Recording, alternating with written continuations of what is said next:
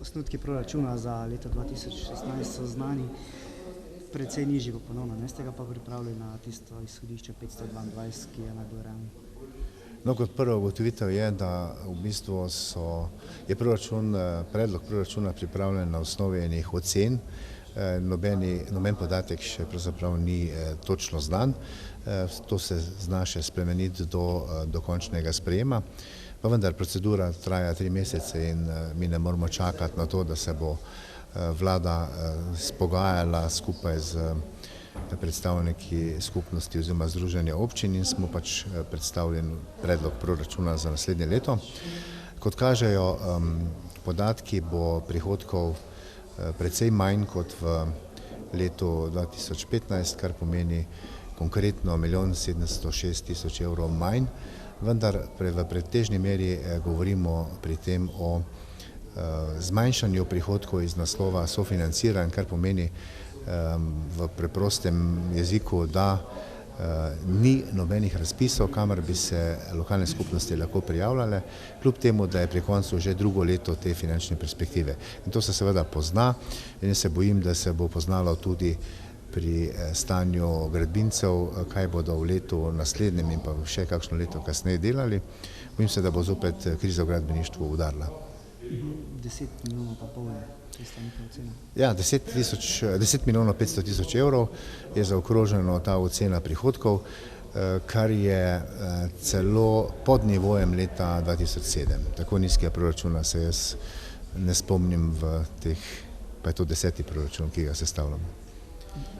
Pa v proračunu za naslednje leto pa ni več tega leasinga za gimnazijo, ste pa ta denar, ki je bil za to zadnje leto namenili za vrtec končno, ne? Tako je, kot smo že večkrat napovedali, ko se bo iztekel leasing za gimnazijo, govorimo o zaokroženo 150 000 evrih letno in ta znesek smo v tem predlogu namenili kot osnovo postavke izgradnja vrtca Prevrad. V vmesnem času do končnega sprejema pa želimo opraviti še revizijo obstoječega projekta, kajti gradbeno dovoljenje bo že drugič poteklo v začetku prvih dni decembra in ni možno več podaljšanje, potrebno pridobiti soglasje na novo, kar je pa izvrstna priložnost, da preverimo, ali se je v teh 5-6 letih od prvega projektiranja zahteve stroke karkoli spremenile, predvsem pa ali je možna kakšna racionalizacija, da bomo prišli za zmerno ceno do tistega prave rešitve za naše malčke. Projektov v novi finančni perspektivi še ni. Zdaj, na katere se osredotočate? Kaj je tisto, na kar verjetno upate morda prihodnje leto verjetno nekateri bodo? Jaz jih še ne vidim, ko bodo. Predvsem tudi dogovora še ni, kaj bo tam noter. Naj bi iz vsakega področja bilo po eno, ampak v našem primeru se prvi vrsti smo želeli videti kot možnost razpisa pri sofinanciranju izgradnje vrtcev, kajti vemo, da nas čaka v naslednjem obdobju 2 vrtca in s tem bomo praktično zadostili potrebam, s tem, da še potrebno potem en vrtec obnoviti in smo tudi na podobnem stanju, kot je pri osnovnih šolah. Predvsem pa nam manjka izpad na področju kohezije, kjer imamo že tudi gradbeno dovoljenje že lep čas za izgradnjo 4 vodohranov in pa vseh povezovalnih cevovodov. Govorimo o vrednosti 7 milijonov, za katere pa se bojim, da jih ne bomo nikoli več videli. Imate pa tudi bistveno porast socialnih transferov, ne? Ja, to pa je drugo dejstvo, ki lahko samo nemočno opazuješ, kajti gre za tako imenovane zakonske obveznosti in ko seštejemo porast zaradi sprostitve napredovanj v javnem sektorju, pomeni samo pri vrtcu približno 66 000 evrov višji znesek na letni ravni kot primerjavi z letošnjim letom in ko k temu dodamo še povečane stroške prevozov šolskih otrok, oskrbnine starejših občanov v domovih, pomoč na domu in še kakšnega zraven, pridemo do številke 130 000 evrov in to pa je tudi en lep kos ceste, če čisto enostavno napovem.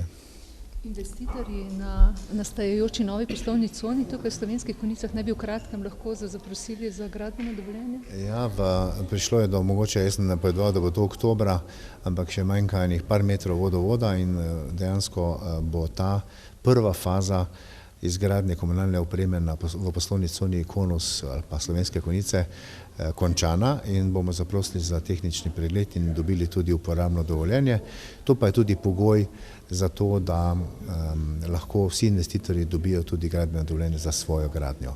In kot opazujemo zadnjih nekaj mesecev, je ta prvi premik potegnil za seboj cel kup potez zasebnih investitorjev, da so pričeli z investicijo svojo ali pa je prišlo do spremembe lastništva in se tam tudi dogaja zgodba. Tako da, kljub vsemu, jaz sem optimist, da bomo sprejeli spremenjen občinski prostorski načrt v kratkem.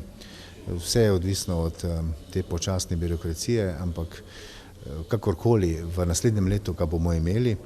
In kot sem že na prejšnji seji občinskega sveta dejal, je moj osnovni cilj v naslednjem letu, da si ne dovolimo konusnega travnika in da občina mora imeti vsaj 1 hektar zemljišča v poslovni coni v Tepanju, da bomo lahko oblikovali ceste in zgradili komunalno infrastrukturo, kar smo v bistvu v Konjicah tudi storili, ampak po več letih pogajanj, da smo prišli do tega. Kdo so investitorji? Koliko jih je? 8? Ta številka še aktualna? Pri poslovni coni Slovenske Konjice? Ja, mislim, da je 9 lastnikov celo. 9 lastnikov, s tem, da 2 oziroma 3 parcele še spijo, se še ne ve, kaj se bo zgodilo. Pri vseh ostalih se pa nekaj premika. Kdo pa so to? To so Unior, potem je Konus Konex, se pogovarja o gradnji. Izokon je že pričel z gradnjo ene ploščadi in jo bo kmalu asfaltirali in postavili šotor kot skladišče v tem trenutku.